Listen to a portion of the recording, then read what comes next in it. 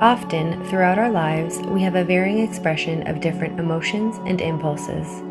We laugh and we cry, we dare and we fear, we love and we hate, but all this without understanding the underlying impulses that lead us to our behavior. We think we know each other, but yet, what do we really know about ourselves? Generally, we base our identity or who we are on aspects such as our name, our family, where we come from, or where our parents come from, the social environment in which we live, etc. But if we reflect for a moment, we realize that these are all external elements that have very little to do with who we actually are. So, who and what are we really? What is beyond the physical body? Are we just flesh, blood, and bones?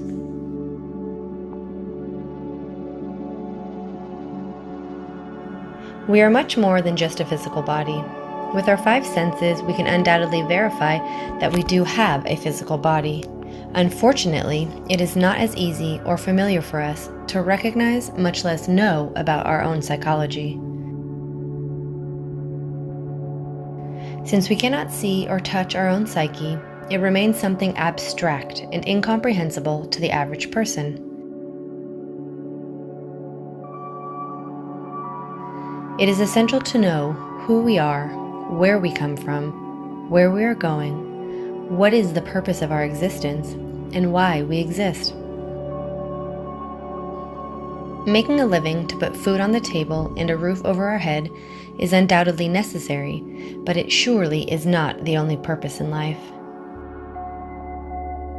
So, what is the purpose of our life? In order to be able to answer these questions, we must learn something new.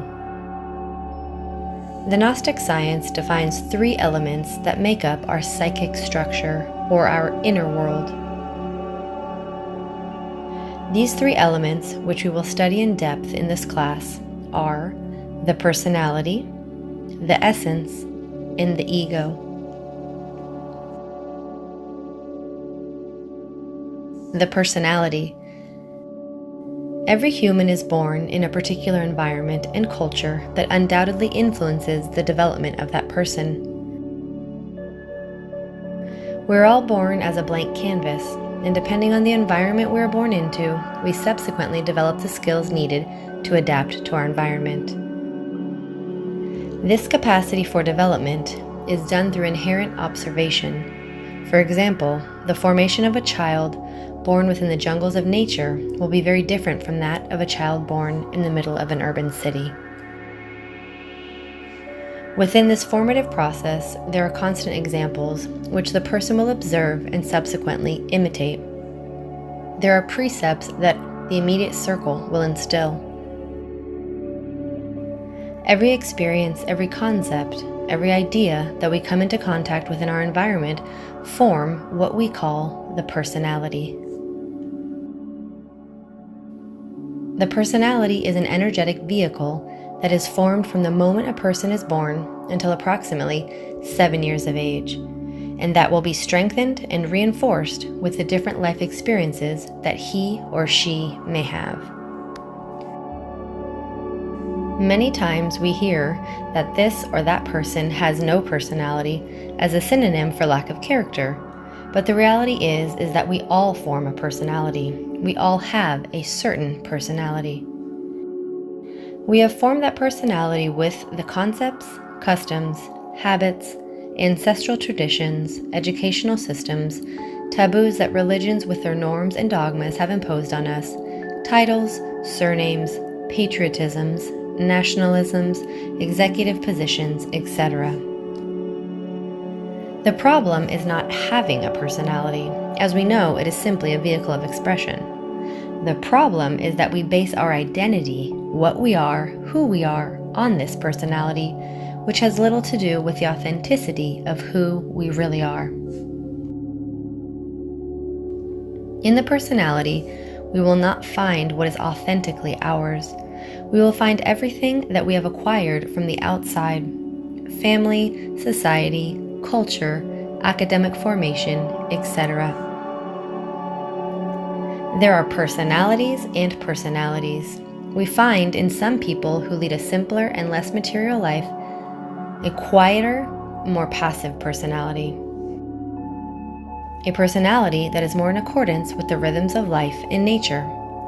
We can also find people who have a much more competitive, reactionary personality, fruit of having been trained in an environment away from the natural rhythms of life, and where it takes a frenetic pace, bombarded by the media and full of all kinds of contamination, visual, auditory, etc. By this, we mean that there are personalities which, due to being more dense and negative, are a hindrance in our process of self-knowledge, making it more difficult and in some cases even almost impossible.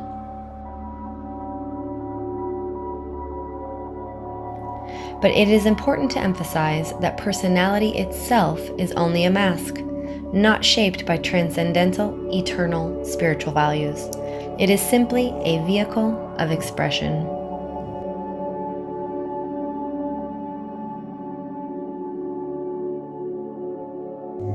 Personality begins to form with the birth of the physical body, becomes stronger over time, becomes rigid and routine in old age, and eventually disintegrates slowly as the physical body also does after death.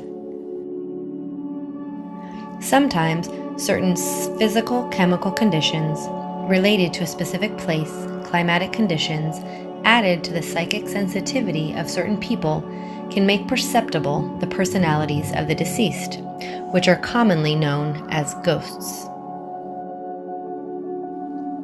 The old personality of the deceased are usually seen in the same places where they used to go frequently. It is an energetic vehicle formed and strengthened in a specific space and time. Commonly called ghosts, they are by no means the soul or spirit of the person. That is why we affirm that grounding our identity in personality is the result of ignorance.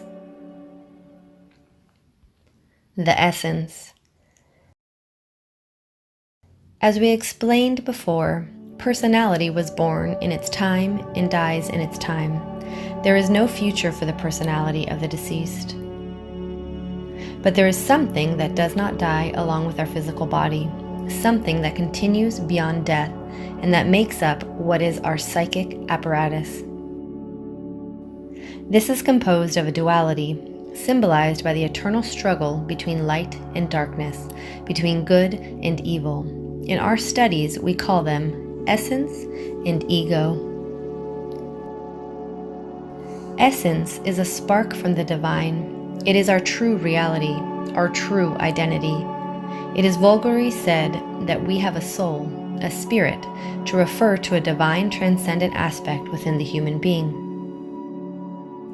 In truth, what we have is a divine spark, called essence, and that contains within itself all our potentiality and the possibilities of developing.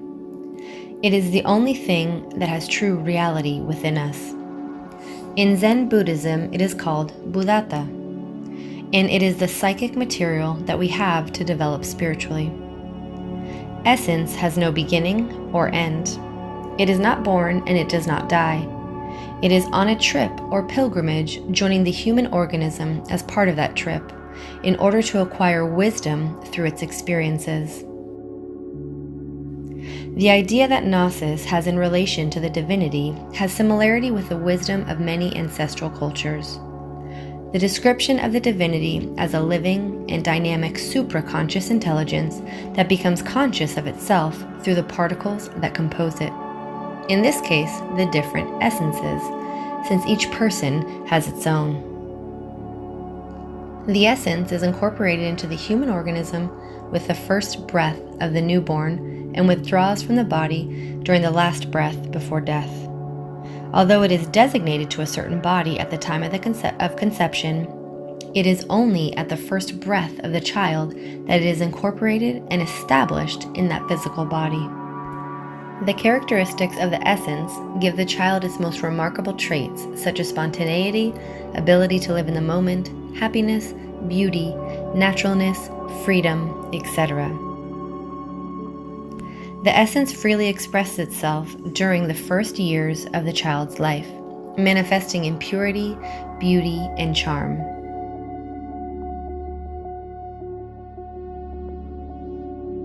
But little by little, as the personality is formed, the expression of the essence becomes limited until it is finally deprived of its possibility to manifest itself. As adults, it is very difficult to find people who express their true essence. Through our monotonous day-to-day routine, we become slaves of times and schedules, leading an artificial and unhappy life. For this reason, we must reconnect with our true identity, with our origin, with our essence. It is in this way that we can walk the path of self-knowledge. The manifestation of the essence within us gives us the awareness and clarity that we need for our spiritual development. At this moment, our essence, although it is in us, is not active. It is asleep, in a state of lethargy, as a cause of the free manifestation of our psychic aggregates, which constitute the ego. The ego. The physical body has been created with the purpose of the essence manifesting itself and acquiring the indispensable experiences for its development. But unfortunately, the essence is trapped by the ego, composed of multiple psychological aggregates, the living personification of our defects. First of all, it is important to point out that the human being, from the psychic point of view, is not one, but many. We are conformed by a psychological multiplicity, a multiplicity that has us dispersed and divided without the ability to gravitate here in the present. We are no more than victims of our own circumstances. Because the ego has its own energy, there is a constant battle within ourselves over who or what psychological element will take front stage. The ego manifests in our thoughts, our emotions, our instincts, etc. Let's take a moment to analyze how difficult it is for us to follow through with projects and commitments that we take on at a given moment, whether they are related to work, our personal life, or of any kind for that matter.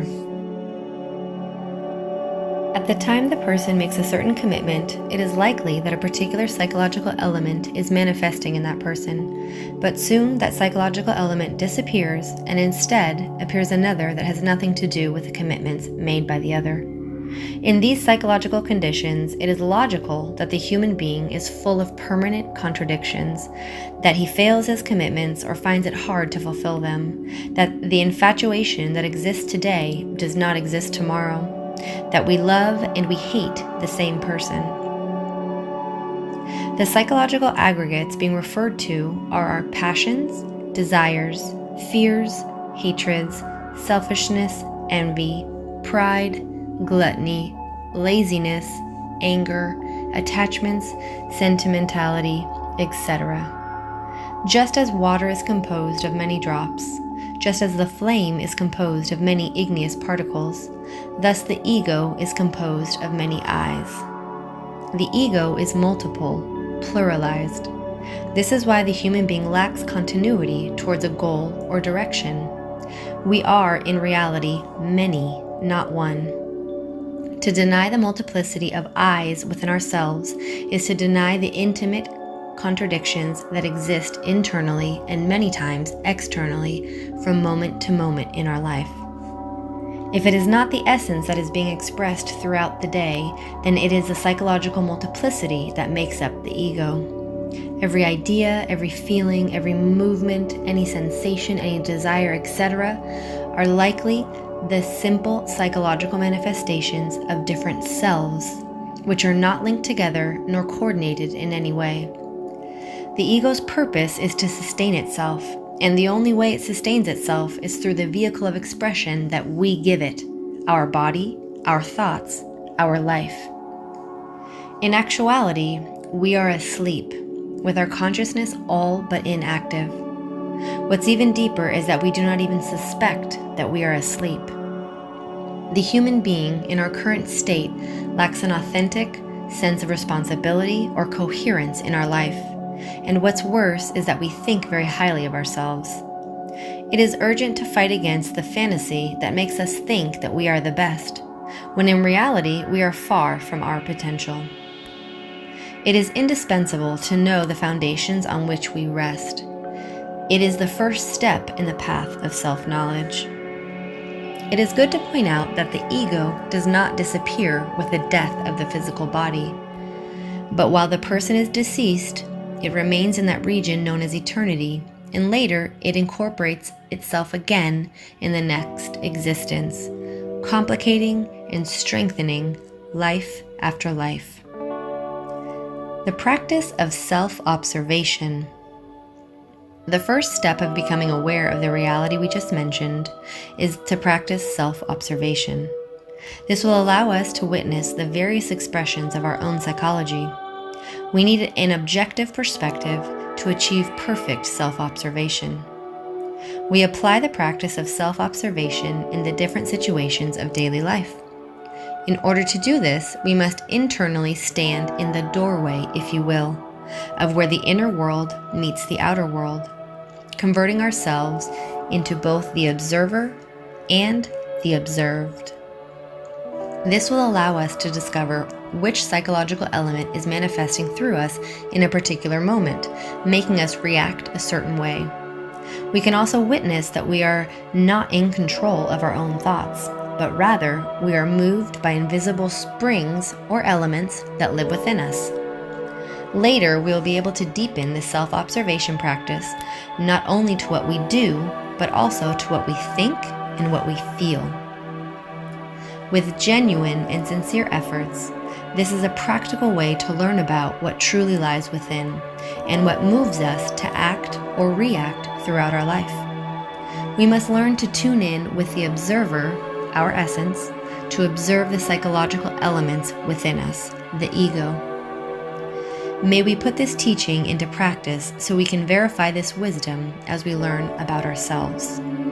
This is the first step to the path of self-knowledge, to learn how to self-observe.